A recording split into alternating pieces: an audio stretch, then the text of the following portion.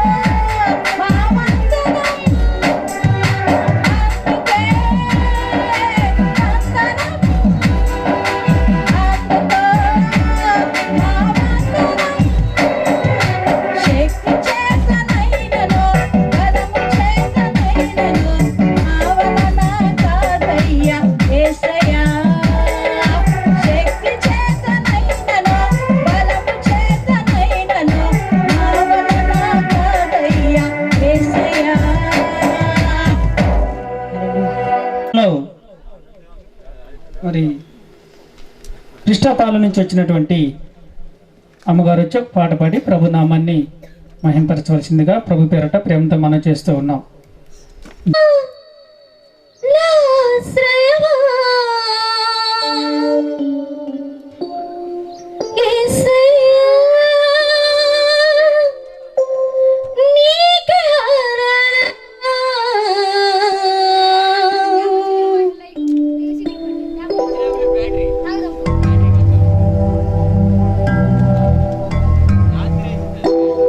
ఆశతో నీ కొరకు ఎదురు చూచుచుండగా నూతన బలముతో మమ్ము నింపినావు.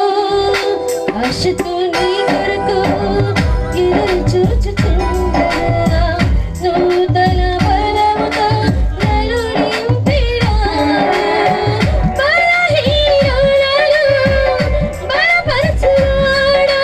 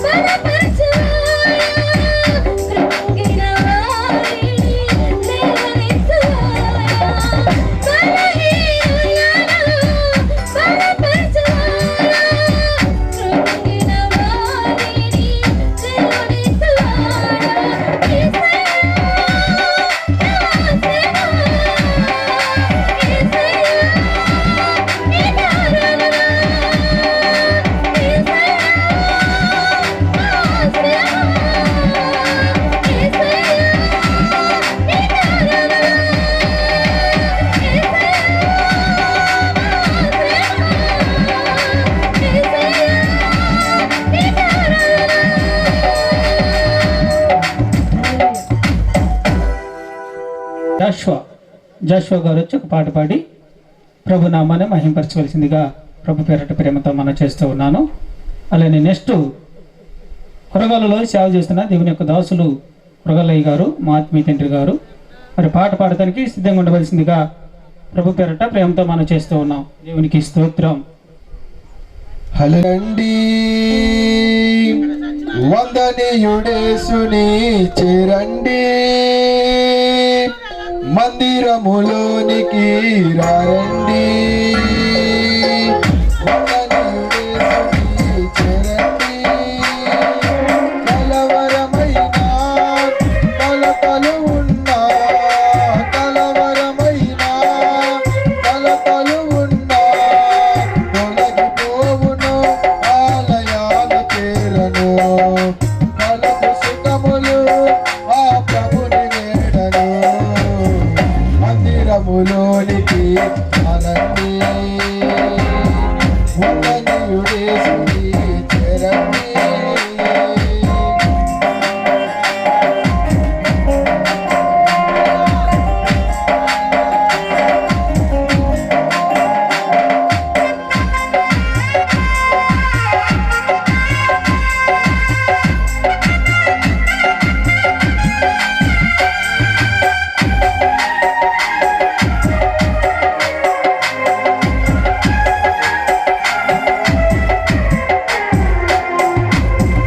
దేవుని తేజస్సు నిలిచే స్థలమిది, ప్రేమము కలిగించు ఆశ్రయపురమిది.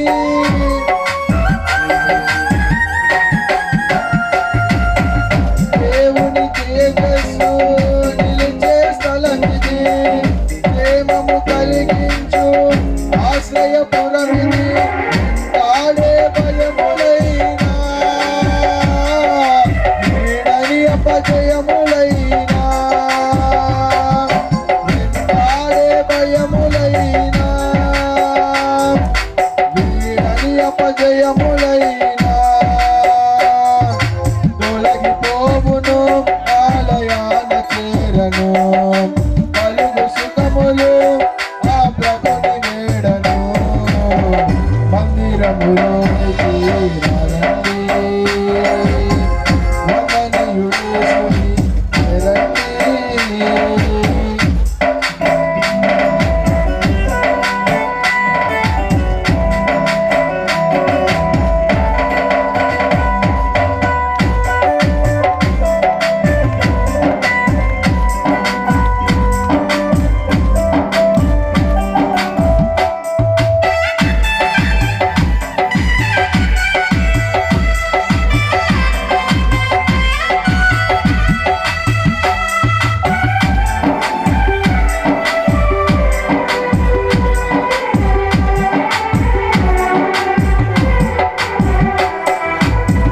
సత్యము బోధించు దేవుని బడి ఇది, ప్రేమను చాటించు మమతల గుడి ఇది.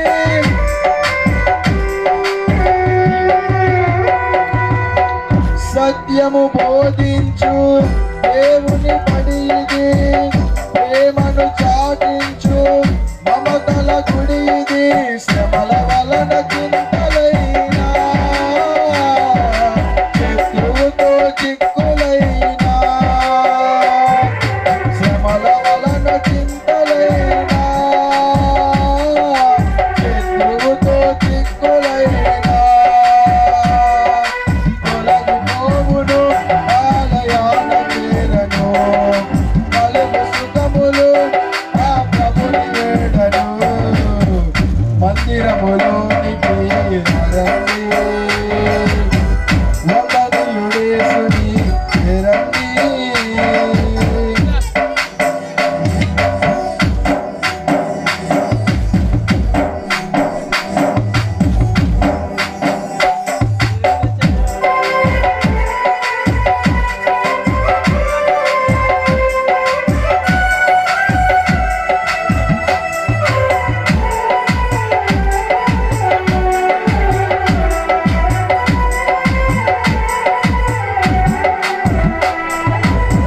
శాంతి ప్రసాదించు దీవెన గృహమిది, స్వస్థత కలిగించు అమృత జలనిధి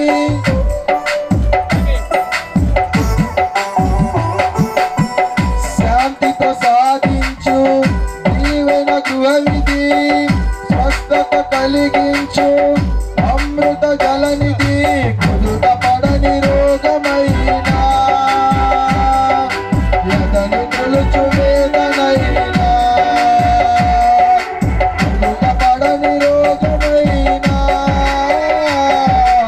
ఎదను తొలుచు వేదనైనా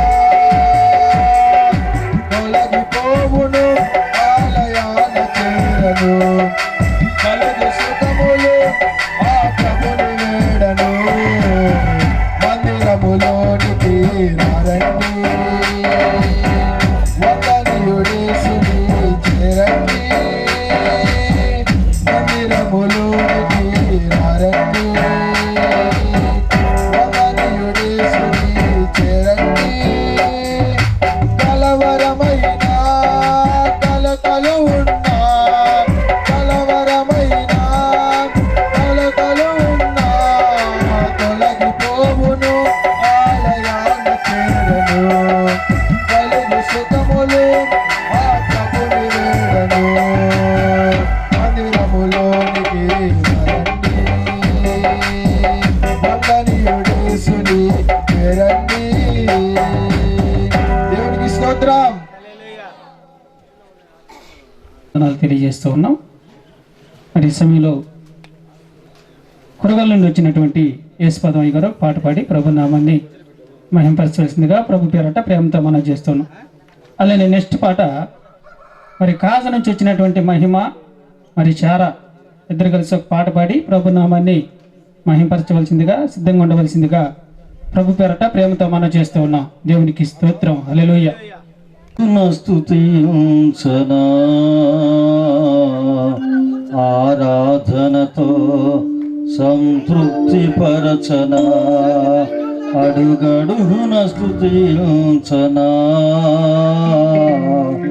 ఆరాధనతో సంతృప్తి పరచనా ఏ సమయముకైనా నా స్థితి ఏమైనా ఏ సమయముకైనా నా స్థితి ఏమైనా అడుగడుగున స్తుతించనా ఆరాధనతో సంతృప్తి పరచనా అడుగడుగున స్తుతించనా ఆరాధనతో సంతృప్తి పరచనా.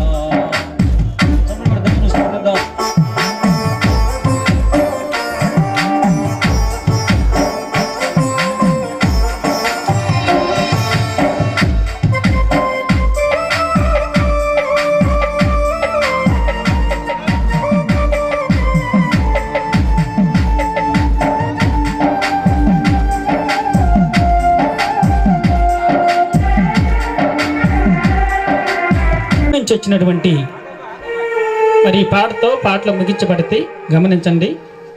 మరి చాలామందికి పాడాలని అవకాశం ఉండేది కానీ ఇంట్రెస్ట్ ఉండేది కానీ సమయం చాలా ముందుకు దాటిపోయింది. మరి వర్తమానాన్ని అందించడానికి రావాలి, త్వరగా రండి దయచేసి. ఈ పాటతో మరి ముగించబడితే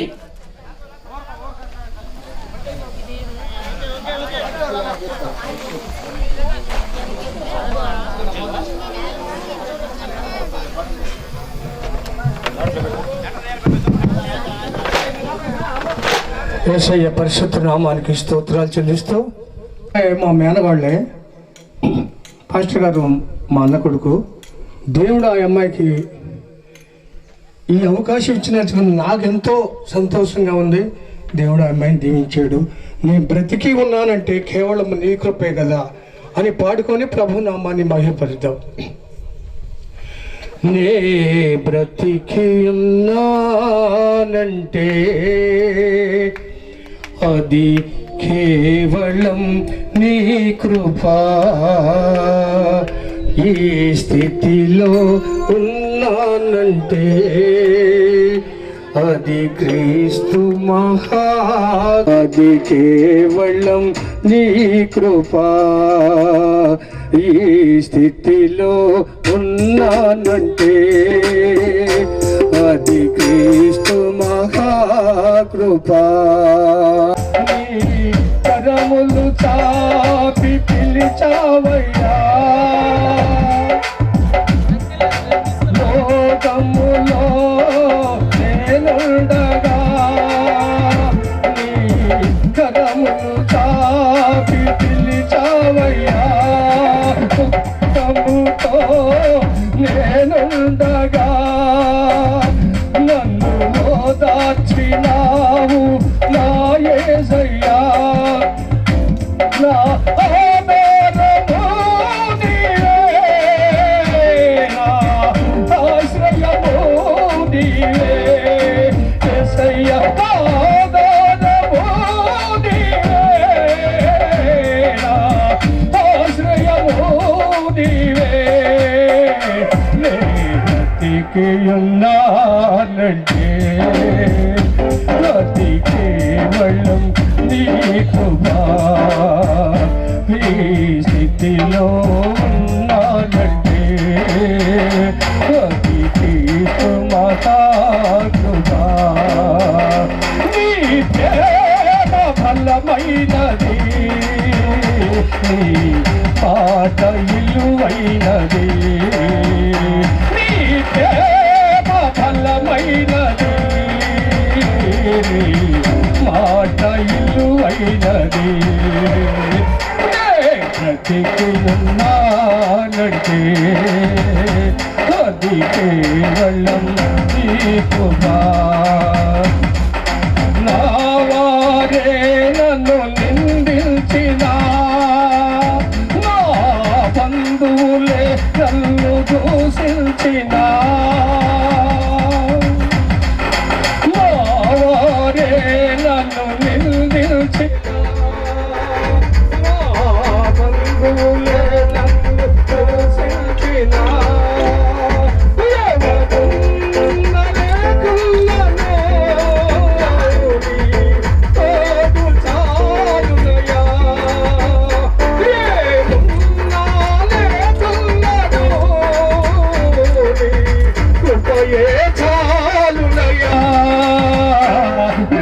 బ్రతికి ఉన్నానంటే అది కేవలం నీ కృపా. ఈ స్థితిలో ఉన్నానంటే ఇది క్రీస్తు మహాకృపా. నీ ప్రేమ బలమైనది, నీ మాట విలువైనది, నీ ప్రేమ బలమైనది, మాట విలువైనది. బ్రతికి ఉన్నానంటే అది కేవలం నీ కృపా. ఈ స్థితిలో ఉన్నానంటే అది క్రీస్తు మహాకృపా. నా స్థితి నీవు చూసావయ్యా, నా గతినే నీవు మార్చవయ్యా. నా ఆధారము నీవే, నా ఆశ్రయము నీవే, నా ఆధారము నీవే, నా ఆశ్రయము నీవే. బ్రతికి ఉన్నానంటే అది కేవలం నీ కృపా. ఈ స్థితిలో ఉన్నానంటే అది క్రీస్తు మహాకృపా. నీ ప్రేమ బలమైనది, మాట విలువైనది, నీ ప్రేమ బలమైనది,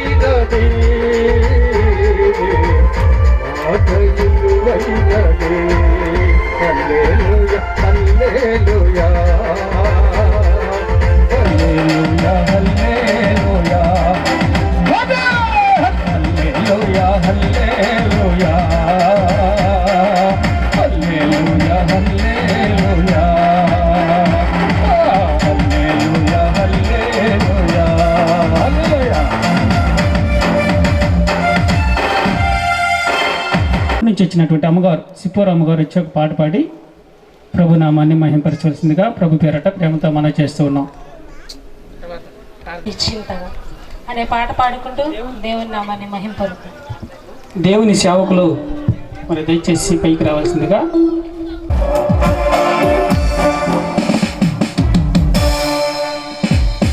కూర్చోండి దయచేసి.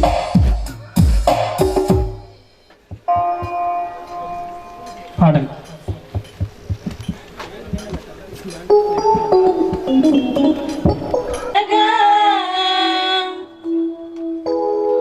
ఊరుకోన ప్రాణమా కలత చెందకు, ఆనక ప్రభు రమ్మునా నిశ్చింతగా. ఎడారి దారిలో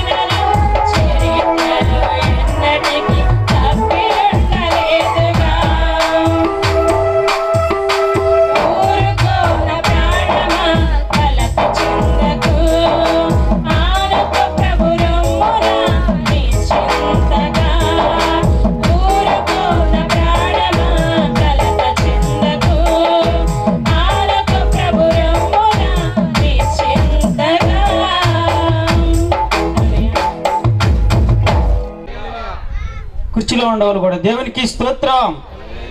బిగ్గరగా స్వరాలెత్తి మరొక్కసారి దేవునికి స్తోత్రం. మరి చాలా సేపు నుంచి కూర్చున్నారు, దయచేసి కూర్చున్నాం, దయచేసి అందరూ కుర్చీలో ఉండేవాళ్ళు కూడా మరి కీబోర్డు వారు రెడీగా ఉండాలి. సేవకులు కూడా అందరు లేచి నుంచుందాం దయచేసి. మరి దేవుడు మనల్ని ప్రేమించి ఈ సంఘ పెద్దలకి, దైవ సేవకులకి, ఈ స్థలంలో ఉన్న దేవుని బిడ్డలకి అందరికీ దేవుని పేరిట వందనాలు చెబుతున్నాం. దేవుని స్తోత్రం. హల్లెలూయా. మరి ఈ కుటుంబం చాలా భయంకరంగా పరిస్థితుల్లో మారింది. వర్షం వస్తుంది, చాలా భయం వచ్చేసింది. చాలా ఖర్చు తొడుగుని పని, చాలా మంది వస్తారు ఎలాగా ప్రభు అని చాలా ప్రార్థన చేశాం. అంటే మా ప్రార్థన కాదు కానీ దేవుని దయ చూపించాడు. నేను అనుకున్నా వాతావరణం బాగుండి ఏ ఇబ్బంది లేకుండా ఉంటే ప్రభువా నేను సాక్ష్యం చెబుతానని మనసులో ప్రార్థన చేశాను. దేవుడు మంచి వాతావరణం ఇచ్చాడు, సహాయం చేశాడు. 2 రోజులు బాగా జరిగింది. 3వ రోజు కూడా దేవుడు ప్రభు చూపించాడు. దైవ స్వరూపి మరి పెద్దలు, మరి ప్రెసిడెంట్ గారు మరి అక్కడికి వెళ్ళినా ఆయన దైవ స్వరూపులు వాడబడుతున్నాడు. పెద్దలు మన మధ్యలోకి రావటం మనకు మంచి ఆశీర్వాదం. దేవుని స్తోత్రం. ఒక వాక్యాన్ని మనం చదువుకొని నేను ఒక 5 నిమిషాలు చెప్పి ముగిస్తాను. చూసుకున్నాం. అపోస్తలుల కార్యం 3వ అధ్యాయం. పగలు 3 గంటలకు అపోస్తలుల కార్యము పగలు 3 గంటలకు ప్రార్థన కాలమున పేతురును ఆ యోహానును ఆ దేవాలయమునకు ఎక్కి వెళ్ళుచుండగా మొదలుకొని ఆ ఒక మనుషుడు మోసుకొని పోబడుచుండెను. ఆ వాడు దేవాలయములను పోయి ఆ వారిని భిక్షమడుగుటకు కొందరు ప్రతి దినమును వారిని శృంగారమున దేవాలయపు ద్వారమున వద్ద ఉంచుచూ వచ్చింది. చాలు. దేవుని స్తోత్రం. చిన్న ప్రార్థన చేస్తాను. పరిశుద్ధుల వందనాలు, స్తోత్రాలు చెల్లిస్తున్నాను. ఆయన సమయం నీది, సన్నిధి నీది. నాయన నీ దాసుని మరి వచ్చి మాట్లాడు ప్రభువా. ఎవరు ఏది హృదయంలో ఉన్నారు ప్రభువా, నువ్వు బోధించి నిలబడేది మానుడు, మాట్లాడేది నువ్వు, వినేది కాదు వినిపించేది నువ్వు. నీ ఆత్మ సంధించి దర్శించి కాపాడమని ఏస్తున్నాను బట్టి వేడుకున్నాను తండ్రి. ఆమేన్. దేవుని స్తోత్రం. మందిరము ఈరోజు ప్రతిష్ట అనే ప్రవీణ్ బిడ్డలారా. మరి మందిరం అనగా ఏమిటంటే ఈ లోక సంబంధంగా ఈ మందిరం అనేది పరిశుద్ధ మందిరం అని అంటున్నాం. రెండవదిగా ఏమన్నాడంటే మరి మీ హృదయమే మందిరం అన్నాడు. దేవుని స్తోత్రం. మీ హృదయమే ఆలయము, మందిరం అన్నాడు. మరి ఈ మందిరం ఎలా ఉండాలంటే దేవుని మందిరం పరిశుద్ధంగా ఉండాలి, మీ హృదయం కూడా పరిశుద్ధంగా ఉండాలి. మరి మూడవదిగా మందిరం ఏంటంటే పరలోకంలో మనం ఉండే మందిరం. దేవుని స్తోత్రం. ఈ మందిరంలో మనం ఆరాధన చేసి మన హృదయం అయినా యేసుని మందిరంలో చేర్చుకొని ఈ మందిరం పరిశుద్ధంగా ఉంటే పరలోకంలో కూడా మనం ఆయనతో కూడా పరిశుద్ధంగా ఉంటాం అని ఈ 3 భాగాలుగా, అందుకే తండ్రి, కుమార, పరిశుద్ధాత్మ అని మనకి ఈ విధంగా తెలియజేస్తున్నాడు. అయితే ఇక్కడ ఎవరు వచ్చారంటే పేతురు, యోహాను ఆ దేవాలయానికి ఎన్నింటికి వచ్చారంటే పగలు 3 గంటలకు వచ్చారు.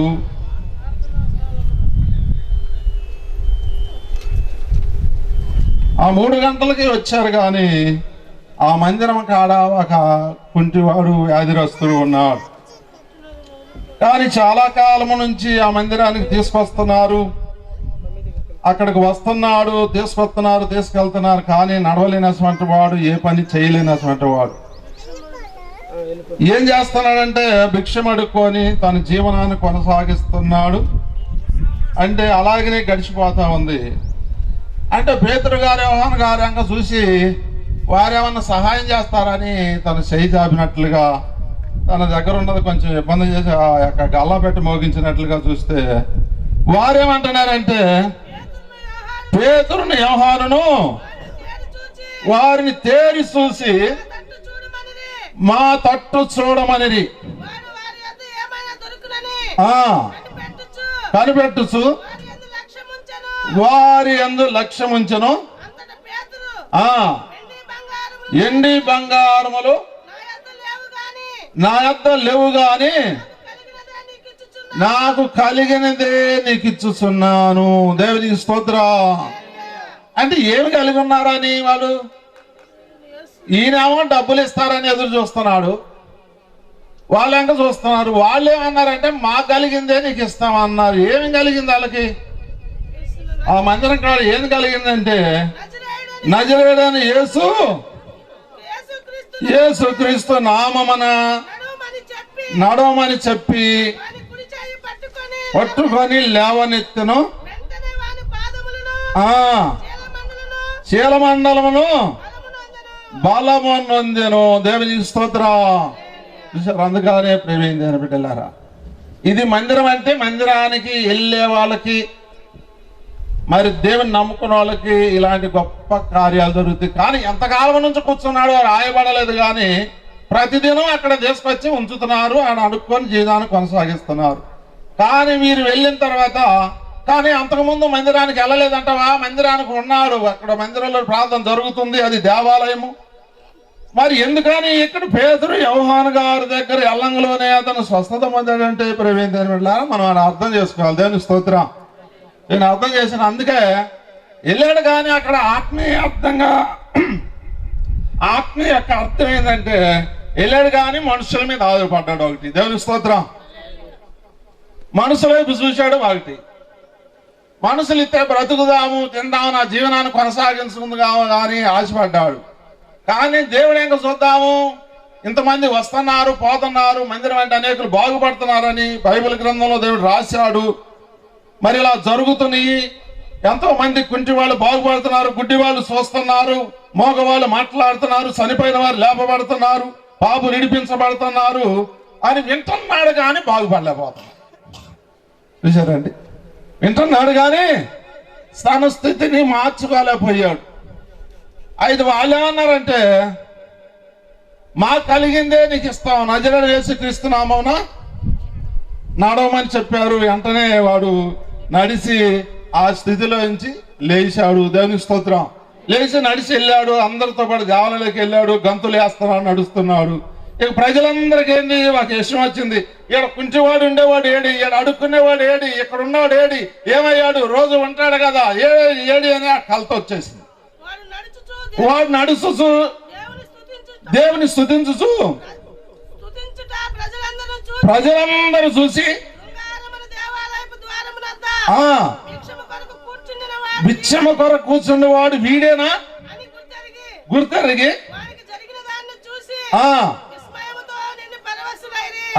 విస్మయంతో నుండి పరవశులైరి. దేవుని స్తోత్రం. కానీ ఆశ్చర్యం కలిగింది అందరికి. వాళ్ళందరితో లేచి నడిచాడు. ఇక ఏడి అని చెప్పి అయ్యా బాగుపడ్డాడని కొందరు చెబుతున్నారు, ఆడు ఎక్కడికి రాలేదేమని కొందరు అంటున్నారు. అయ్యా బాగుపడ్డాడు, ఇది ఎక్కడే ఉన్నాడు, ఈ ప్రజల్లోనే ఉన్నాడు, చూసాము మేమని కొందరు చెబుతున్నారు. కొందరు అయితే వాడు ఎక్కడికి వెళ్ళాడో మాకు తెలియదని కొందరు అంటున్నారు. బాగుపడ్డ చూసిన వాళ్ళు అందరూ ఆయన ఇతను బాగుపడ్డాడని చెప్పి అక్కడ ఉన్న వాళ్ళు ప్రజలందరూ ఇళ్ళకి వెళ్ళి కుంటి వాళ్ళని గుడ్డి వాళ్ళని అక్కడికి ఉన్న వాళ్ళందరినీ దేవాలయం తీసుకొచ్చారు. దేవుని స్తోత్రం. ఏడాది తీసుకెళ్ళారు. వాళ్ళ ఇంట్లో గుడ్డోళ్ళు కుంటోళ్ళు ఉంటారు కదా, వాళ్ళు తెలిసిన వాళ్ళు మొత్తాన్ని తీసుకొని వచ్చారు. ఎక్కడెక్కడ ఉండేవాళ్ళు. అయ్యా పేతురు యోహాను గారు వచ్చాడు, ఆ ప్రార్థన చేశాడు, ఆ గుడ్డివాడు ఆ కుంటివాడు బాగుపడ్డాడంట, మనం కూడా బాగుపడదాం, మన బిడ్డలు బాగు చేద్దామని అందరూ కూడా తీసుకొని వచ్చారు. దేవుని స్తోత్రం. చూసారండి, అందుకని ప్రేమిందని బిడ్డలు. అందుకని మన ఆత్మీయ అర్థం ఏంటని మనం బాగుపడుతున్నాం కానీ ఎవరిని రక్షించలేకపోతున్నాం. దేవుని స్తోత్రం. ఆత్మీయ అర్థం మనం బాగుపడుతున్నాం. దేవుని మందిరానికి మనం ఒక్కళ్ళే వెళ్తున్నాం. ఇంట్లో అందరూ ఉంటే ఒక్కళ్ళే వెళ్తారు కానీ వాళ్ళు అలాగే ఉంటున్నారు. కానీ వాళ్ళని తీసుకురాలేకపోతున్నాం. అక్కడ ఆశ్చర్యం ఏంటంటే ఇళ్ళ కాడ ఉండే వాళ్ళందరినీ, బాధగుండే వాళ్ళందరినీ, వ్యాధిరస్తులందరినీ తీసుకొచ్చారు దేవాలయంకి. దేవుని స్తోత్రం. అందుకనే మనం ఇక్కడ ఆశ్చర్య కార్యాన్ని ఏంటంటే మీరే దేవుని, అందుకనే దేవుని ఆలయం పరిశుద్ధ 1 కొరింథీ 6వ అధ్యాయము అక్కడ చూసినట్లయితే మీరు దేవుని ఆలయమై ఉన్నారని వెరగరా, దేవుని ఆత్మ మీలో నివసించనరగా, ఏ దేవుని ఆలయం ఎవడైనా పాడు చేసినట్ల దేవుడు అది పాడు చేయకూడదు. దీన్ని శుభ్రంగా ఉంచాలి. శుభ్రంగా ఉంచాలంటే ఏం చేయాలి? రోజు మనం ఇల్లు కడుక్కుంటున్నాం, వస్త్రాలు ఉతుక్కుంటున్నాం, మొహం కడుక్కుంటున్నాం. మనం కూడా ఎందుకు శుభ్రం కొరకు, ఎందుకు మంచిగా ఉండాలని కడుక్కుంటున్నాం. మనం కూడా ప్రతిరోజు ఈ హృదయాన్ని కడుక్కోవాలి. ఇది హృదయమే ఆలయం అన్నాడు కదా. దీంట్లో కానీ బూతులు కానీ అబద్ధాలు కానీ మోసాలు కానీ ఇలాంటివి మనం చెప్పకూడదు. ఇలాంటి ఏది దీంట్లో రాకుండా ఈ హృదయాన్ని కాపాడుకోవాలని దేవుని యొక్క ఉద్దేశమైనది. దేవుడి మాటలు మరి ఒక్క వాక్యాన్ని చూసి ముగిస్తాను మీకు. ఒక్క వాక్యం దేవుని స్తోత్రం. 1 కొరింథీ 3:16.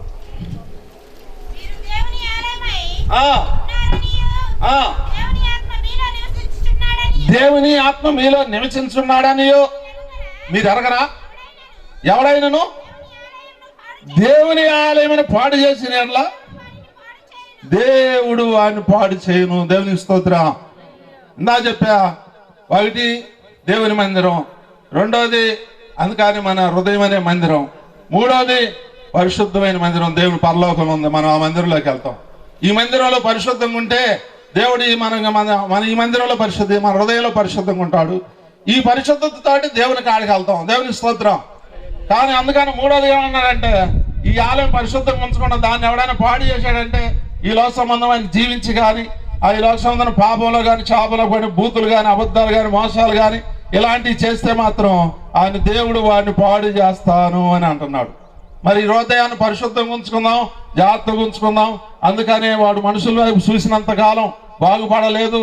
అందుకని కొండల వైపు నా కనులెత్తు 120వ కీర్తనలు అంటాడు. కొండల వైపు నా కనులెత్తుతున్నాను, నాకు సహాయం ఎక్కడి నుంచి వచ్చును? యెహోవా వల్లనే నాకు సహాయం. మనుషుల వల్ల చూసినంత సేపు ఆడక్కడే ఉన్నాడు గుడ్డివాడు.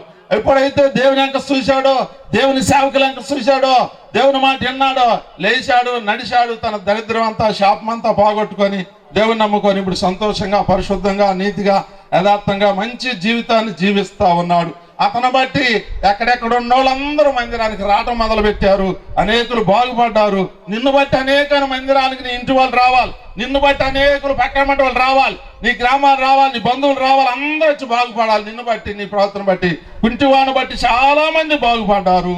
అందుకని మన సాక్ష్యాన్ని బట్టి, మనల్ని బట్టి, మన పరిశుద్ధత జీవితాన్ని బట్టి, మనం నడిచే విధానం బట్టి, మన క్రియలను బట్టి అనేకులు బాగుపడి దేవుని సన్నిధి రావాలి. దేవుడి వాక్యం దీవించి ప్రార్థన చేస్తున్నాం. పరిశుద్ధుల వందనాలు, స్తోత్రాలు నాయన. పైన వాతావరణం బాగున్నప్పుడు భయం వచ్చేస్తుంది నాయన. స్తోత్రాలయ్యా, సహాయం చేయి. ఈ కూటమి అయ్యే వరకు, ఈ కార్యక్రమం అయ్యే వరకు నీ స్వాధీనం ఉంచుకొని సాక్ష్యం చెబుతాం అనుకున్నాం. దేవా నీ స్తోత్రాలు, మహిమ తెచ్చుకొని అయినా స్తోత్రాలు, సహాయం చేయండి. గొప్ప దేవుడా, ఆశ్చర్యకరుడా, బలవంతుడా నీ స్తోత్రాలు నీ స్వాధీనంలో ఉంచుకొని ఆయన ఎలాంటి ఇబ్బంది రాకుండా చేయండి. రాకపోకల్లో ఈ స్థలంలో ఉన్న బిడ్డలకు మనసు మద్దం రాకుండా, పరిచర్లో ఆయా కార్యక్రమాల్లో ప్రభు ఎలాంటి ఇబ్బంది రాకుండా మీరు దేవదూతలు పంపించి గొప్ప సహాయము సమాధానము దయచేసి మీరు దీవించమని మరి ఒక దాసుడు ఆయన నీ దాసుడు బోధించుండగా నువ్వు మాట్లాడి మహిమ పొంది నడిపించి దీవించమని మా రక్షకుడైన యేసుక్రీస్తు నామం పేట వేడుకుంటున్నాము తండ్రి. ఆమేన్, ఆమేన్. దేవుని స్తోత్రం. మీ అందరికి వందనాలు.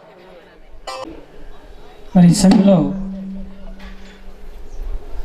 దైవ సరిపి సహవాసంలో ప్రెసిడెంట్గా మరి ఖమ్మంలో సేవ చేస్తున్న దేవుని యొక్క దాసులు డేవిడ్ డై గారు మన మధ్యలో ఉంటే ఎంతో ఆశీర్వాదం.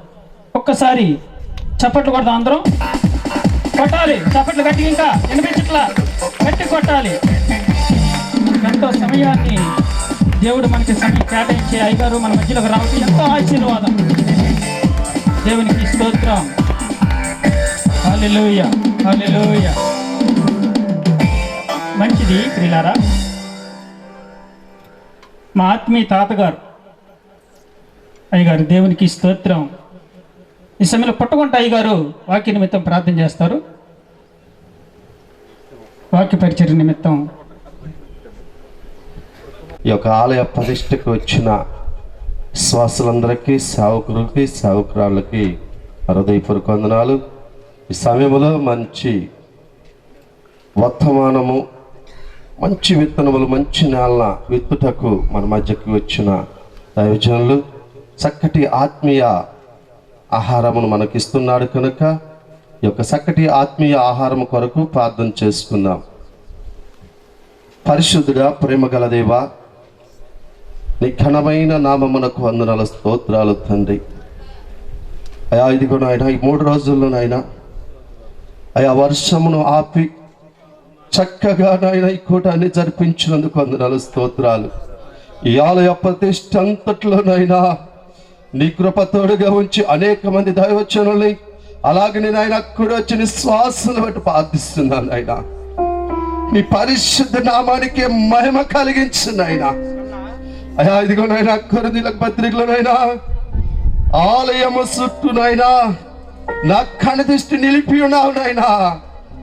ఈ యొక్క ఆభరణలో నీ యొక్క కనుదృష్టి నిలిపి ఈ అద్భుతమైన కార్యములు దయచేసినందుకు అటు నీ కృపాని కాపుదలు ఉంచమని మా మధ్యలో ఉన్న అయ్యగారు దైవచనులు మంచి వర్తమానాన్ని అందిస్తుండగా ఆ యొక్క వర్తమానాన్ని నాయన మా హృదయంలో వినికిడి కలిగించి మా హృదయంలో నాయన అయా ఇదిగో నాయన శవలు మందమేయకుండా హృదయము కొవ్వు చేయక అయా చక్కగా వినుటకు నాయన చక్కటి చెవులు దయచేయమని వినికిడిని దయచేయమని ఆయా మంచి నేల పడ్డ విత్తనము పాలించేలాగా ఈ సమయమును అయ్యగారు విత్తుతున్న విత్తనమును ఆ యొక్క వాక్యమును మా హృదయములో ఫలింప చేయమని యేసు నామములో అడిగి వేడుకొని ప్రార్థిస్తున్నాం తండ్రి. ఆమేన్.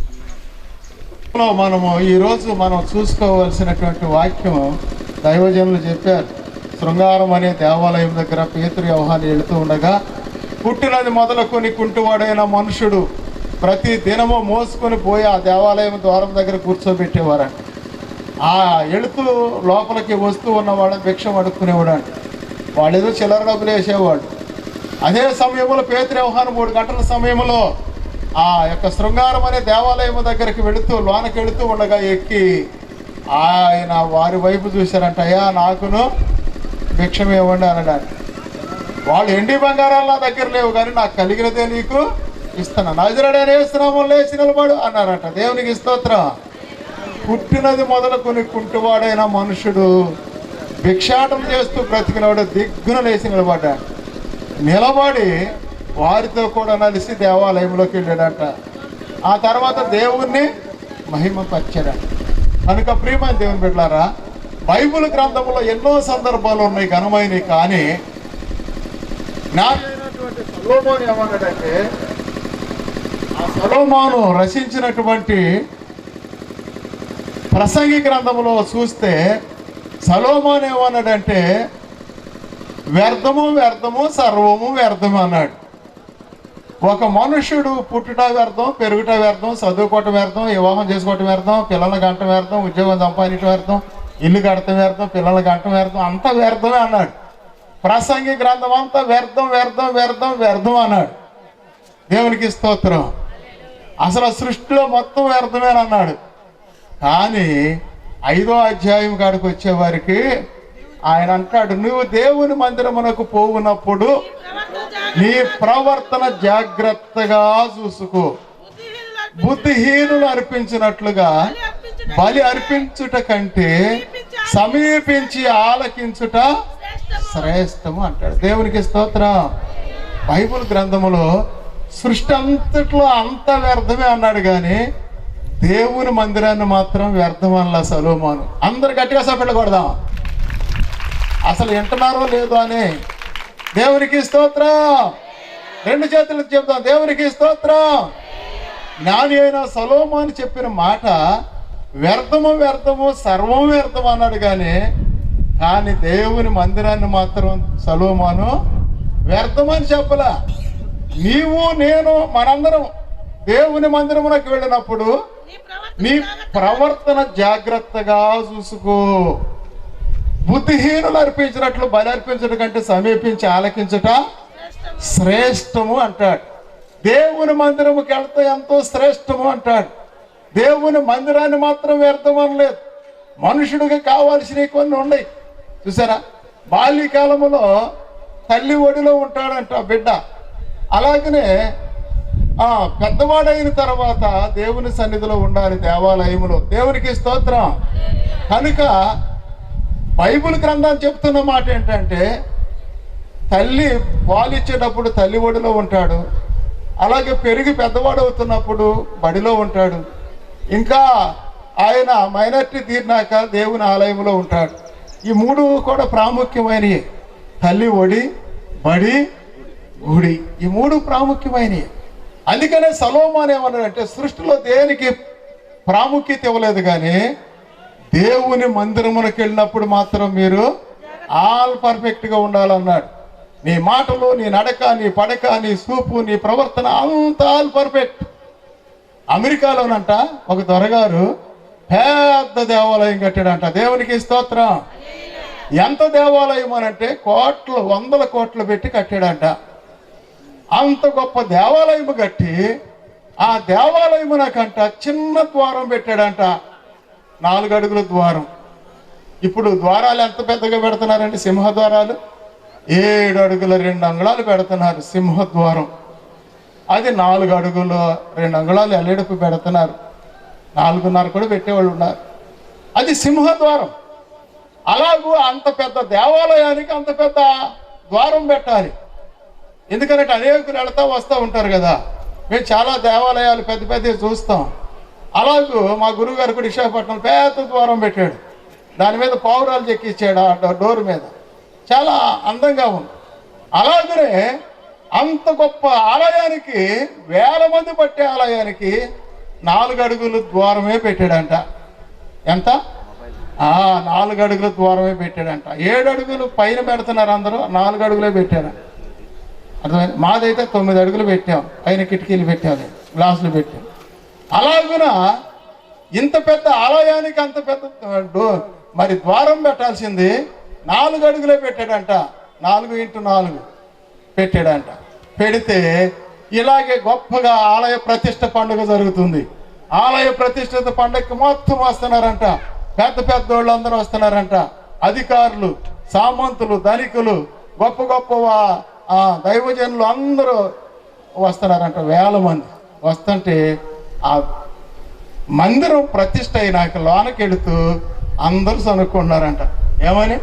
ఇట్లా చూసి, ఈ అయ్యగారు చాలా బ్రహ్మాండంగా కట్టించాడు, కానీ ఈ శావపాడయ్య గారు ఈయన ఒక్కటే మిస్టేక్ చేశాడండి. ఏం మిస్టేక్ చేశాడంటే ద్వారం దాన్ని తగినటువంటిది కాదు అని మనసులో కొనుక్కుంటా వెళ్ళి కూర్చున్నారంట ఎవరి సీట్లో వాడు. దేవుని స్తోత్రం. అప్పుడు ఆ పాస్టర్ గారు లేచి అన్నాడంట, మీ అందరూ హృదయంలో ఉన్న ఆలోచన నేను అర్థం చేసుకున్నా. ఎందుకంటే face is the index of the mind. ముఖం చూడంగానే ఆ మనిషి వింటుందా, వింటలేదా, సీరియస్గా ఉందా, సంతోషంగా ఉందా అనేది వేదిక మీద ఉండి బోధించే వాళ్ళకి అర్థమైపోతుంది. దానికి తగినటువంటి మార్పులు అలాగే వాల్ కేర్ లేక సీలింగ్, లైటింగ్ ఎంత ప్రమాణంగా చేశారు, కానీ ద్వారం మాత్రం చిన్నది పెట్టారు అని అనుకుంటున్నారు కదా. ప్రియమైన బిడ్డలారా, నేను ఒక విషయం చెప్తాను, మీ జీవితంలో అది గమనించండి అని అంట. దేవుని స్తోత్రం. ఎందుకు ఈ ద్వారం పెట్టాను అని అంటే, మనము ఇక్కడ ఉన్న వాళ్ళ స్టేటర్ను బట్టి ఎంతో గొప్ప వాళ్ళు ఉన్నారు, పేదవాళ్ళు ఉన్నారు, ధనికులు, ధనవంతులు, అధికారులు అందరూ ఉన్నారు. కానీ ఈ దేవాలయమునకు లోపలికి వచ్చే ప్రతి బిడ్డ కూడా తల వంచుకుని లోనకి రావాలి. అందరూ గట్టిగా సపోర్ట్ కొడదాం.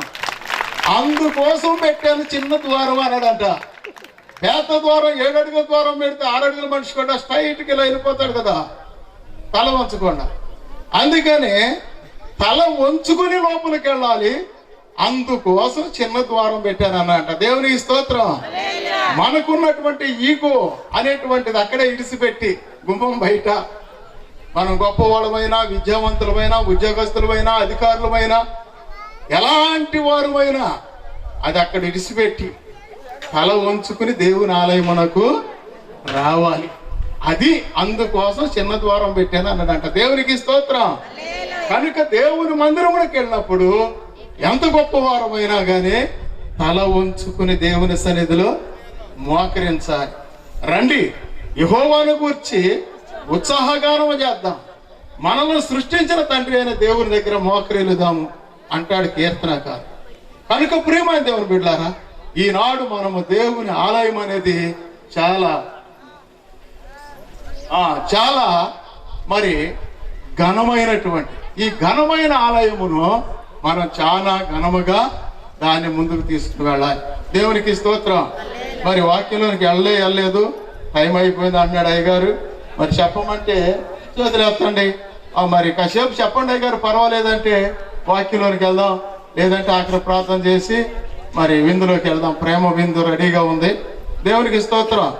మరి మీ ఒపీనియన్ చూడండి. యోహాను సువార్త. ఎందుకనంటే మేము చాలా దూరాన్ని నుంచి వచ్చాం. 4 మాటలు చెప్దాం. ఐనేలు గ్రామంలో సహోదరి మంచి చర్చి కట్టుకున్నారంట. ఆ సంఘం అందరిని కూడా చూసి సంతోషపడదామని మేము ప్రయాసపడి వచ్చాం. చూడండి, యోహాను సువార్త 10వ అధ్యాయము 22వ వచనం చదువుకుందాం. త్వరగా ఆలయ ప్రతిష్ఠిత పండుగ యెరూషలేములో జరుగుచుండెను. అది శీతాకాలము. అప్పుడు యేసు దేవాలయములో సొలొమోను మంటపము తిరుగుచుండగా యూదులు ఆయన చుట్టూ పోగై, మీరు ఎంతకాలం మమ్మల్ని సందేహపరుస్తూ నీవు క్రీస్తు అయితే మాతో స్పష్టంగా చెప్పమన్నారన్న. దేవుని స్తోత్రం.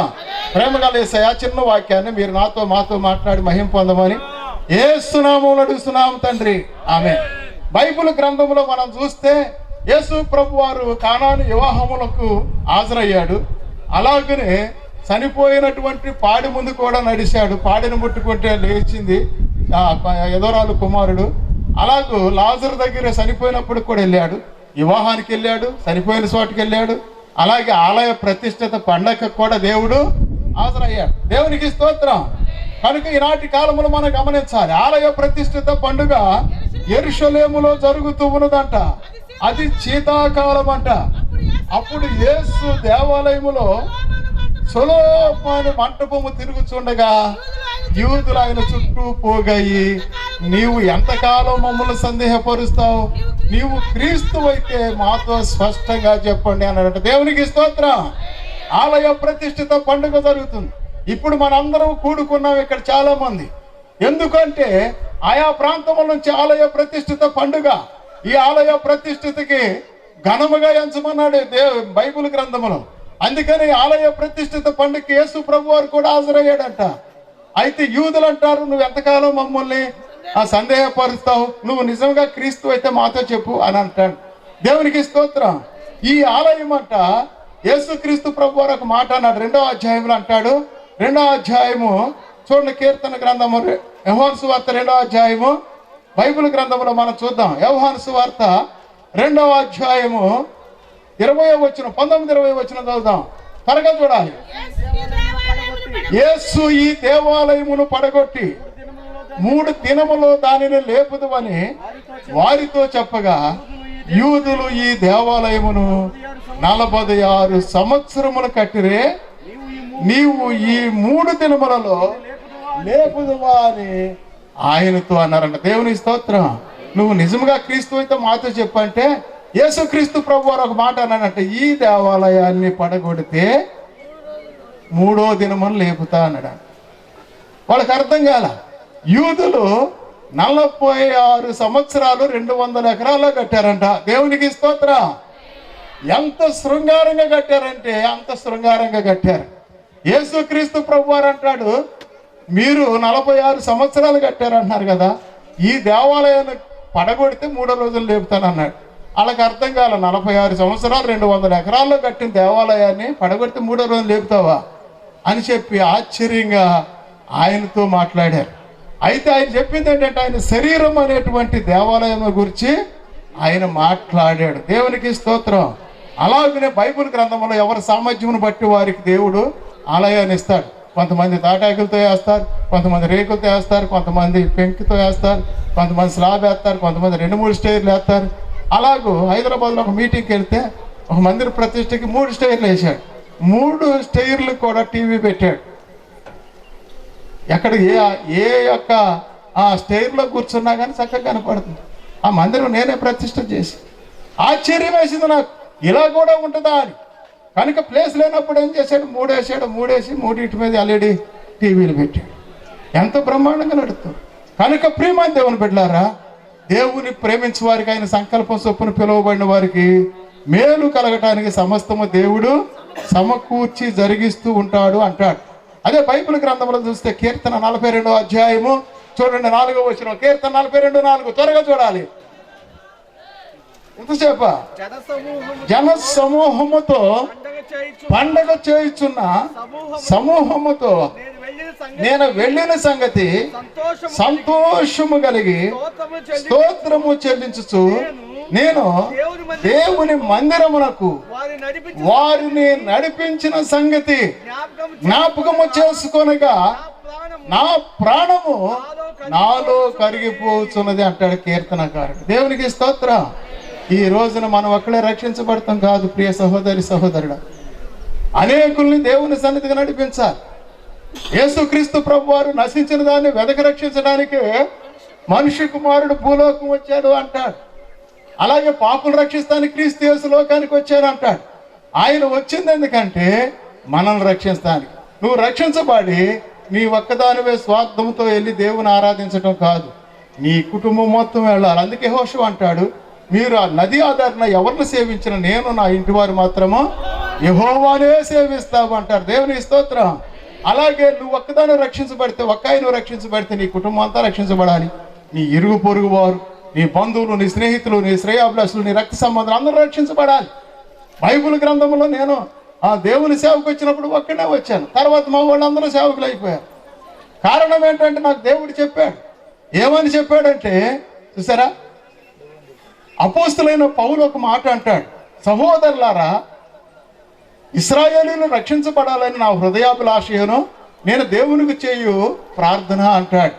ఇంకొక చోట ఏమంటాడు చూసారా, ఎవడైనా స్వకీయంగా తన ఇంటి వారిని సంరక్షించకపోతే విశ్వాస త్యాగం చేసిన అవిశ్వాసి కంటే చెడ్డోడు. అలాగే మనం రక్షించబడి మన కుటుంబం కూడా రక్షించబడాలి. అందుకోసం ప్రతిరోజు విజ్ఞాపన చేయాలి. అందుకనే దేవుని సన్నిధికి నడిపించడానికి ప్రయత్నం చేయాలి. వాళ్ళకి తెలియదు, ఎందుకంటే వినుట వలన విశ్వాసం కలుగుద్ది. వినుట క్రీస్తుని గూర్చి అయితే వాళ్ళు రక్షించబడతారు. ఈనాడు చాలా మంది అయ్యా నాకెవరు చెప్పలేదు అని చెప్పేవాళ్ళు ఉంటారు. కనుక ఈనాడు మనం దేవాలయం దగ్గరే ఉంటాం కానీ దేవుని గురించి వాళ్ళు వినరు. అందుకనే మనం చెప్పాలి. బైబిల్ గ్రంథంలో మనం చూస్తే ఒక మాట అంటాడు, లేవి కాండంలో అంటాడు, మరి అమ్మగారు వాళ్ళు గత కాలంలో చిన్న మందిరం వేసుకుని ఉండుంటారు. ఎందుకంటే దైవస్వరూప అనుభవం నాకు తెలుసు కనుక. లేవి కాండము 26:11 చూస్తే ఆ చిన్న మందిరాన్ని దేవుడు ఇంకొక స్టెప్ పైకి తీసుకొచ్చాడు, పెద్ద మందిరంగా చేశాడు. దేవునికి స్తోత్రం. 26:11 త్వరగా, నా మందిరమును మీ మధ్య ఉంచెదను, మీ అందు నా మనస్సు అసహ్యపడదు, నేను మీ మధ్యన నడిచేదను, మీకు దేవుడినై ఉందును, మీరు నాకు ప్రజలై ఉంటారు. దేవునికి స్తోత్రం. ఆయన అంటాడు, నా మందిరము మీ మధ్యలో ఉంచుతాను, మీ అందు నేను అసహ్యపడను. నీతిమంతుడు 7 మార్లు పడిపోయిన తిరిగి లేస్తాడంట. అందుకనే 7 మార్లు మట్టుకైనా అంటే 77 రెట్లు మార్లు క్షమిస్తాను అంటాడు. దేవునికి స్తోత్రం. కనుక చాలా మంది బాప్తిసం తీసుకుని తొలగిపోయిన వాళ్ళు అలా చాలా మంది ఉన్నాయో నేను తప్పిపోయాననే వాళ్ళు ఉంటారు. అట్లా ఏం లేదు. మరి దేవుని ద్వారాలు ఎప్పుడు కృపా ద్వారాలు తెరవబడే ఉంటాయి. మీరు దేవుని సన్నిధికి రండి, చక్కగా ప్రార్థన చేయండి, మీ పాపాలు పశ్చాత్తాపడి ప్రభు దగ్గర ఒప్పుకోండి, మీకు మరలా క్షమాపణ ఇస్తాడు దేవుడు. అందుకనే పరిశుద్ధ గ్రంథంలో ఆయన అంటాడు, నా మందిరము మీ మధ్యన వస్తాను, అలాగే మీ అందు నా మనసు అసహ్యపడదు, నేను మీకు మీ మధ్యన నడిచేదను, మీకు దేవుడినై ఉంటాను, మీరు నాకు ప్రజలై ఉంటారు. అందుకని చక్కని మందిరం ఏర్పాటు చేశాడు.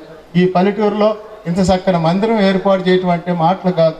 ఎందుకనంటే కేవలం అది దేవుని కృపే, దేవుని కృపే, దేవుని కృపే. ఎందుకనంటే చాలా మంది పునాది వేస్తున్నారు, ఆ మందిరాలు లెగట్లు అట్టగా ఆగిపోయి. నాకు చాలా మందిరాలు తెలుసు సరే.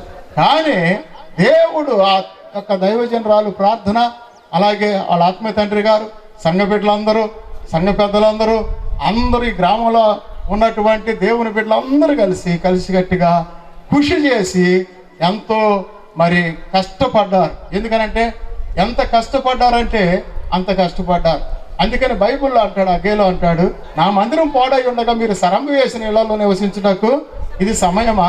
కాబట్టి సైన్యములకు అధిపతిగా యెహోవా సెలవిచ్చినదేమనగా, ఒకడు పర్వతములు ఎక్కి మ్రానులు తీసుకుని వచ్చి నా మందిరాన్ని కట్టిన ఎడల నేను దానిని బట్టి సంతోషిస్తాను అంటున్నాడు. ఇవాళ చాలా మంది ఇల్లు కట్టుకుంటారు కానీ మందిరాలు కట్టరు. అది కరెక్ట్ కాదు. ప్రథమ స్థానము దేవునికే ఇవ్వాలి. దేవునికి స్తోత్రం. ఈ సహోదరి అమ్మగారు చక్కగా మంచి మందిరాన్ని ఏర్పాటు చేసింది. అందుకని అనేక జనులు వచ్చి అందులో మోకరించాలి, గుడ్డివారు చూడాలి, కుంటివారు నడవాలి, మోగవారు మాట్లాడాలి, చనిపోతున్న వారు కూడా మరణ పడకల నుంచి లేచి దేవుని స్తుతించాలి. అందుకే దేవుడు ఈ చక్కని ఆలయాన్ని ఏర్పాటు చేశాడు. అందుకనే బైబిల్ గ్రంథాలు అగ్గేలా అంటాడు, 2వ అధ్యాయం 7వ వచనం 8వ వచనం చదివితే 2వ అధ్యాయం 7, 8 వచనాలు త్వరగా చూడాలి, ముగిచ్చేస్తా. నేను అన్యజనులందరినీ కదిలింపగా అన్యజనులందరూ ఇష్ట వస్తువులు తేబడును, నేను ఈ మందిరమును మహిమతో నింపేదను. ఇదే సైన్యములకు అధిపతి యెహోవా వాక్కు.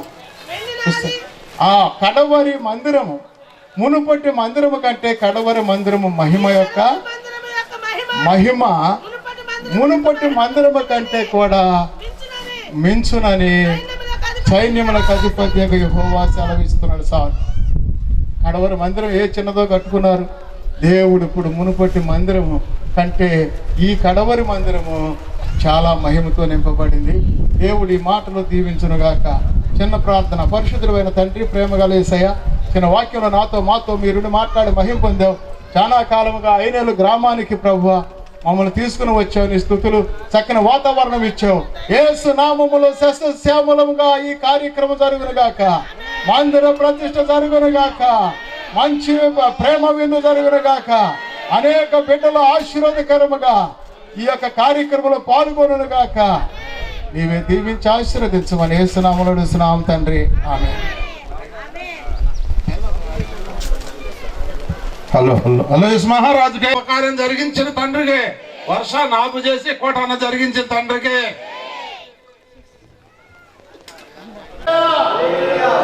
బైబిల్ గ్రంథంలో దినవృత్తాంతములు 2వ గ్రంథము 7వ అధ్యాయము 1, 2, 4, 6 వచనాలు చదువుదాం. దినవృత్తాంతములు 2వ గ్రంథము 7వ అధ్యాయము 1 నుంచి చదువు. సొలొమోను తాను చేయు ప్రార్థనలు ముగించినప్పుడు అగ్ని ఆకాశం నుండి దహన బలులను ఇతరమైన బలులను దహించెను. యెహోవా తేజస్సు మందిరము నిండా నిండెను. యెహోవా తేజస్సుతో మందిరము నిండినందున యాజకులు అందులో ప్రవేశింపలేకయుండిరి. అగ్నియు యెహోవా తేజస్సును మందిరం మీదకి దిగగా చూచి ఇశ్రాయేలీయులందరూ సాష్టాంగ నమస్కారం చేసి, యెహోవా దయాళుడు, ఆయన కృప నిరంతరమునని చెప్పి ఆయనను ఆరాధించి స్తుతించిరి. రాజును జనులందరూ యెహోవా యొక్క బలులు అర్పించి, రాజైన సొలొమోను 22,000 పశువులను 1,20,000 గొర్రెలను బలులుగా అర్పించెను. యాజకులను తమ తమ సేవాధర్మంలో నిలిచుండగను.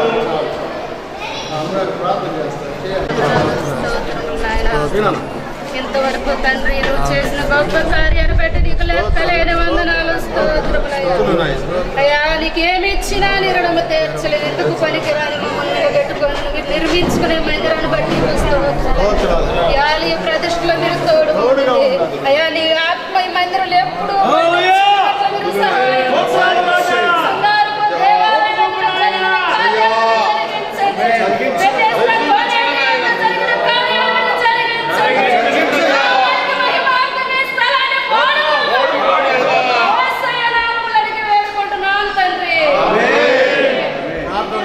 ప్రార్థన. పరిశుద్ధుడైన తండ్రి, ప్రేమ గల యేసయ్య, నీకు వందనాలు, స్తోత్రాలు చెల్లిస్తూ ఉన్నాను. క్రమంగాను వాతావరణ స్వాధీనంలో ఉంచుకుని అనేక దైవ సేవకులు, సేవకురాళ్ళు, సంఘ బిడ్డలు, సంఘ పెద్దలు, గ్రామ పెద్దలు అనేక మంది స్థలములకు వచ్చి ఘనముగాను మర్యాదగాను క్రమంగా జరిపిస్తున్నందుకు నీకు వందనాలు, స్తోత్రాలు చెల్లిస్తూ యేసు నామములో ఈ మందిర ప్రతిష్ఠ చేస్తున్నాము తండ్రి. తండ్రి దయ, కుమారుని ప్రేమ, పరిశుద్ధాత్మ నిత్య సహవాసంలో ఈ మందిర ప్రతిష్ఠ జరిపిస్తున్నాము తండ్రి. మా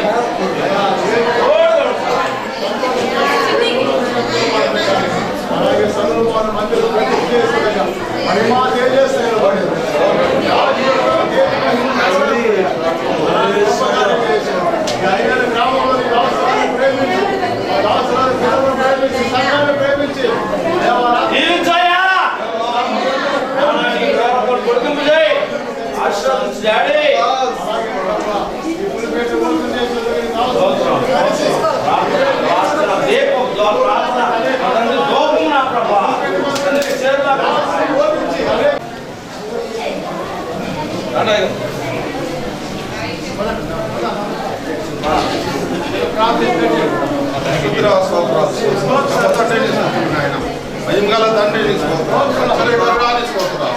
బలిపెట్ట నాయన చూడండి నివాసం నాయన పరిశుద్ధాత్మ మీరే తోడుకుంటే జీవించండి ఏ తండ్రి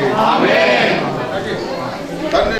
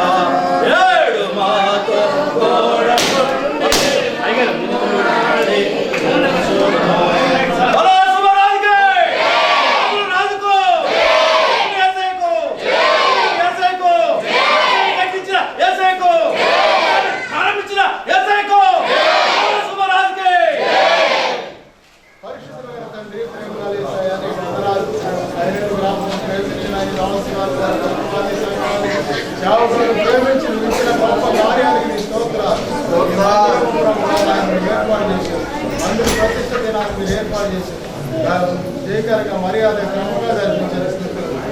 ప్రేమ వీళ్ళందరితో కోరుకోండి. 5 రొట్టెలు 2 చేపలు 5,000 మంది పంచినట్లుగా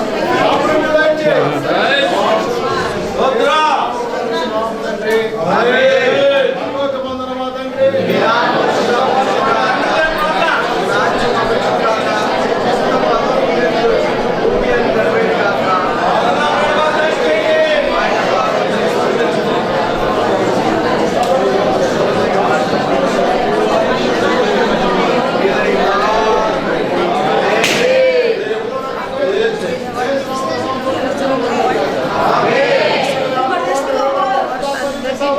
తండ్రి సంఘానికి గ్రామానికి గ్రామ పెద్దలకు ఈ యొక్క ఆంధ్రప్రదేశ్ నాయకుల యొక్క సహకారం తోడగాక.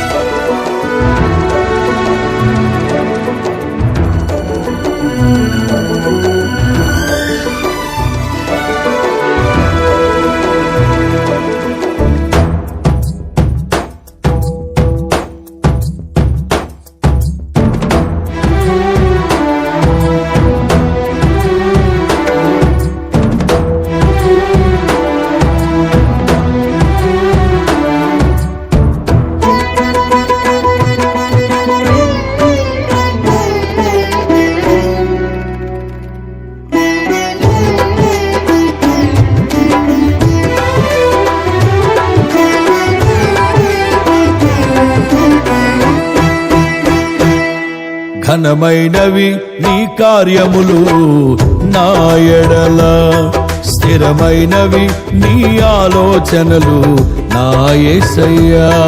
ఘనమైనవి నీ కార్యములు నా ఎడల, స్థిరమైనవి నీ ఆలోచనలు నా యేసయ్యా.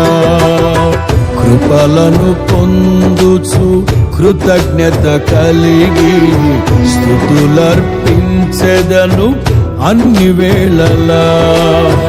కృపలను పొందుచు కృతజ్ఞత కలిగి స్తుతులర్పించెదను అన్ని వేళలా. అనుదినము నీ అనుగ్రహమే, ఆయుష్కాలము నీ వరమే. అనుదినము నీ అనుగ్రహమే, ఆయుష్కాలము నీ వరమే. ఘనమైనవి నీ కార్యములు నా ఎడల, స్థిరమైనవి నీ ఆలోచనలు నా యేసయ్యా.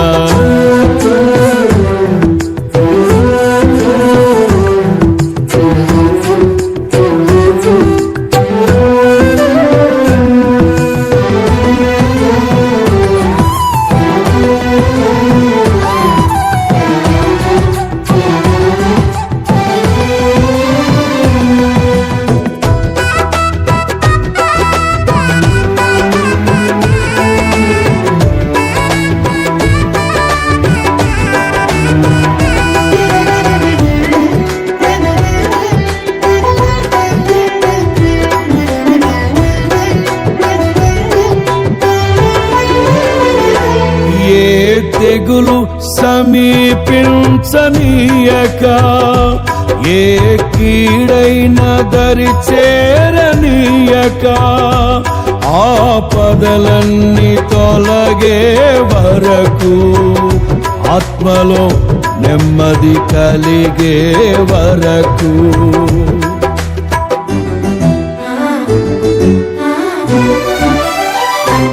ఏ తెగులు సమీపించనీయక,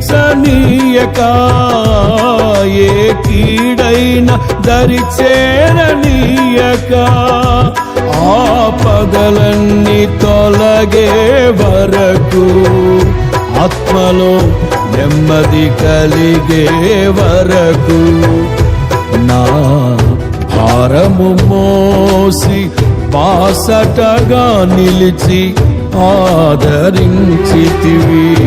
నీ స్తుతి మహిమలు నీకే చెల్లించెదను జీవితాంతము. ఘనమైనవి నీ కార్యములు నా ఎడల, స్థిరమైనవి నీ ఆలోచనలు నా యేసయ్యా. కృపలను పొందుచు కృతజ్ఞత కలిగి స్తుతులర్పించెదను అన్ని వేళలా. అనుదినము నీ అనుగ్రహమే, ఆయుష్కాలము నీ వరమే.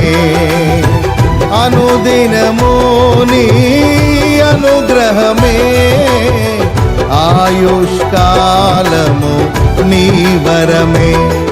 ఘనమైనవి నీ కార్యములు నా ఎడల, స్థిరమైనవి నీ ఆలోచనలు నా యేసయ్యా.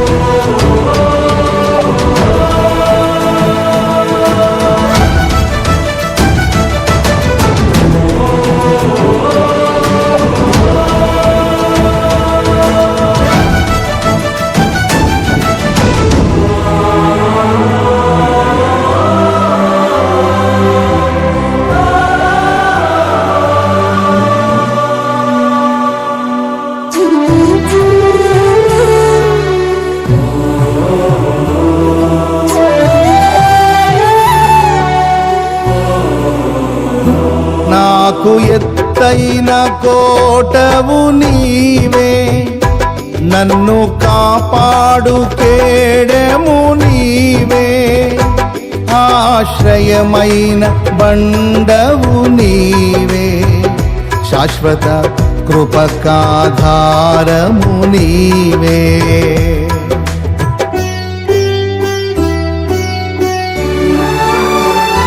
నాకు ఎత్తైన కోటవు నీవే, నన్ను కాపాడు కేడెము నీవే, ఆశ్రయమైన బండవు నీవే, శాశ్వత కృపకాధారము నీవే.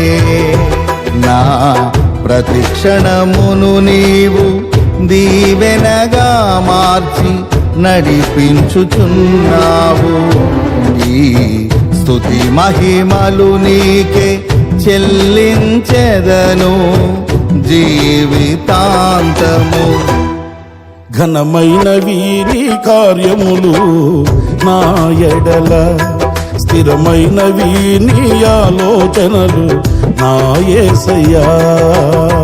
కృపలను పొందుచు కృతజ్ఞత కలిగి స్తుతులర్పించెదను అన్ని వేళలా. అనుదినము నీ అనుగ్రహమే, ఆయుష్కాలము నీ వరమే. అనుదినము నీ అనుగ్రహమే, ఆయుష్కాలము నీ వరమే. ఘనమైనవి నీ కార్యములు నా ఎడల, స్థిరమైనవి నీ ఆలోచనలు నా యేసయ్యా.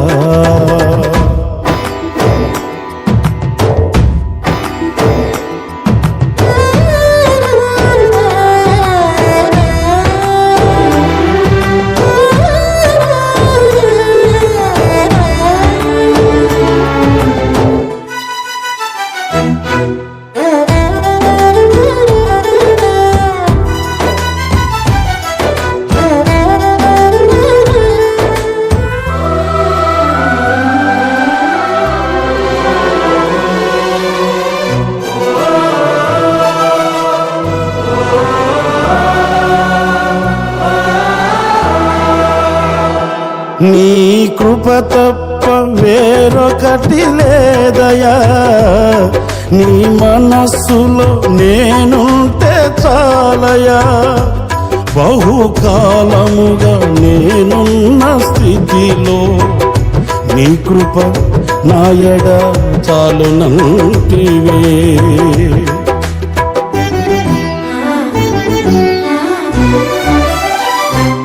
నీ కృప తప్ప వేరొకటి లేదయా, నీ మనస్సులో నేనుంటే చాలయా.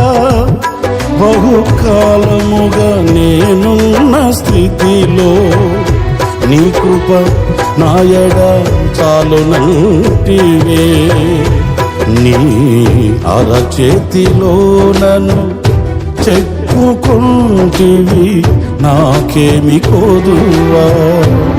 ఈ స్తుతి మహిమలు నీకే చెల్లించెదను జీవితాంతము. ఘనమైనవి స్థిరమైనవి, ఘనమైనవి నీ కార్యములు నా ఎడల, స్థిరమైనవి నీ ఆలోచనలు నా యేసయ్యా. ఘనమైనవి నీ కార్యములు నా ఎడల, స్థిరమైనవి నీ ఆలోచనలు నా యేసయ్యా. కృపలను పొందుచు కృతజ్ఞత కలిగి స్తుతులర్పించెదను అన్ని వేళలా. కృపలను పొందుచు కృతజ్ఞత కలిగి స్తుతులర్పించెదను అన్ని వేళలా. అనుదినము నీ అనుగ్రహమే, ఆయుష్కాలము నీ వరమే. అనుదినము నీ అనుగ్రహమే ఆయుష్కాలము నీ వరమే. ఘనమైనవి నీ కార్యములు నా ఎడల, స్థిరమైనవి నీ ఆలోచనలు నా యేసయ్యా. ఘనమైనవి నీ కార్యములు నా ఎడల, స్థిరమైనవి నీ ఆలోచనలు నా యేసయ్యా.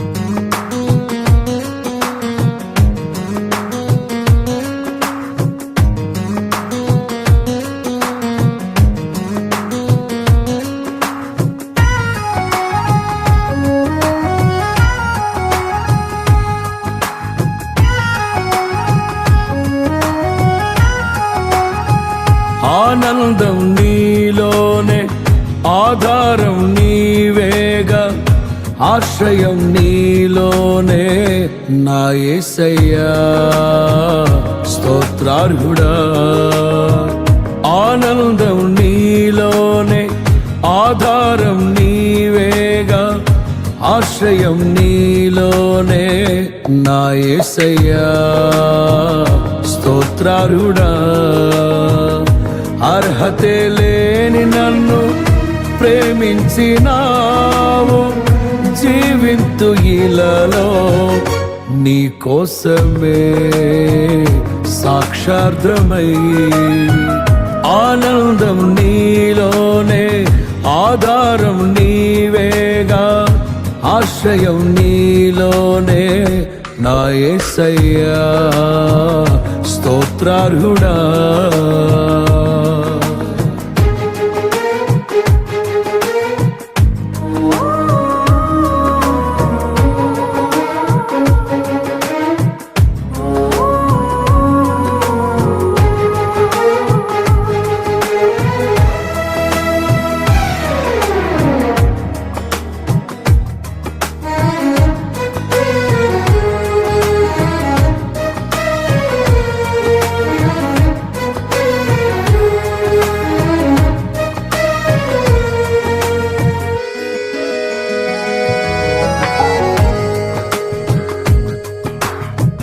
పదే పదే నిన్నే చేరగా,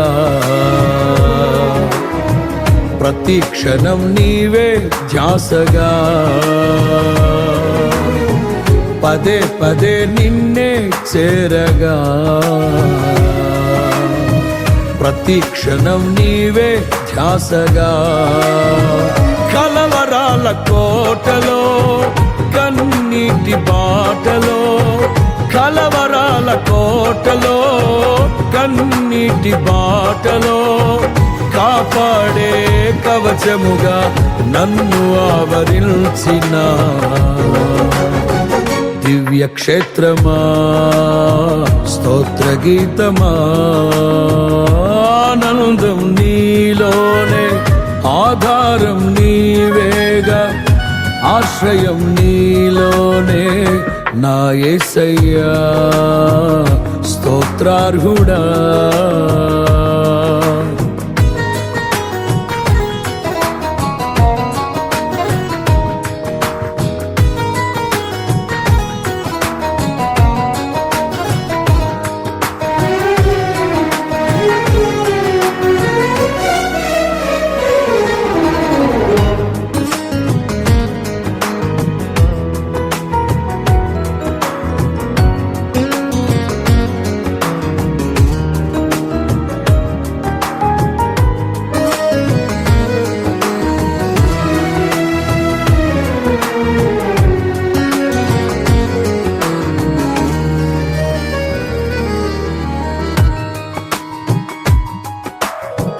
నిరంతరం నీవే వెలుగని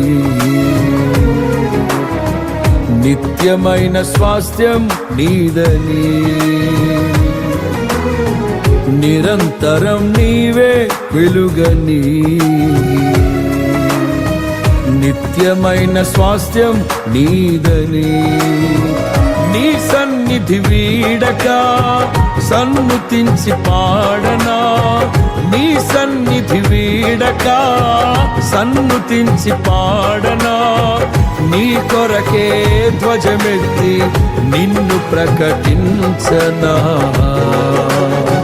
సత్యవాక్యమే జీవవాక్యమే ఆనందం నీలోనే ఆధారం నీవేగా ఆశ్రయం నీలోనే నా యేసయ్యా